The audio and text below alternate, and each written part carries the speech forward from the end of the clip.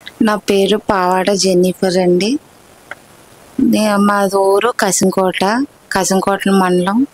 మా ఆయన గారి పేరు పావాడ రమణ్ కుమార్ అండి.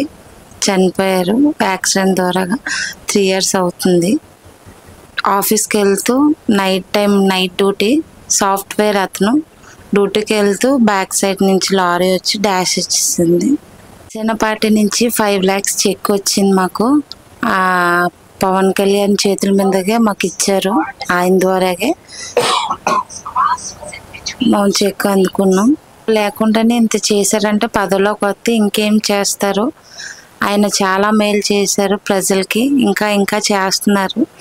ఇంకా చేయాలని కోరుకుంటున్నాం.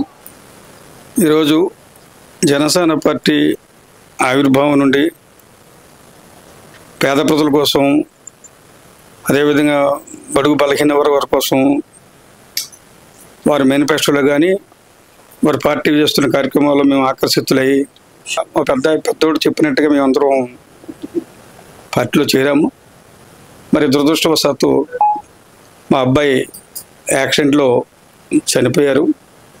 చనిపోయిన వెంటనే స్పందించి మరి అప్పుడు పార్టీకి లోకల్గా ఉన్న అప్పుడు ఇన్ఛార్జి పరచూరు భాస్కర్ గారు వారి సహాయంతో మా అబ్బాయి చనిపోయిన యాక్సిడెంట్ని ఇన్సూరెన్స్ క్లెయిమ్ ఉంది. ఆ రోజు ఇన్సూరెన్స్ మేమందరం కూడా సభ్యత ఉంది కాబట్టి మా అదృష్టవశాత్తు మరి పార్టీ సహాయం కొలిసి 5 lakhs ఇవ్వడం జరిగింది. ఆ 5 lakhs మేము మా కుటుంబాల అవసరాలకు చాలా ఉపయోగపడింది.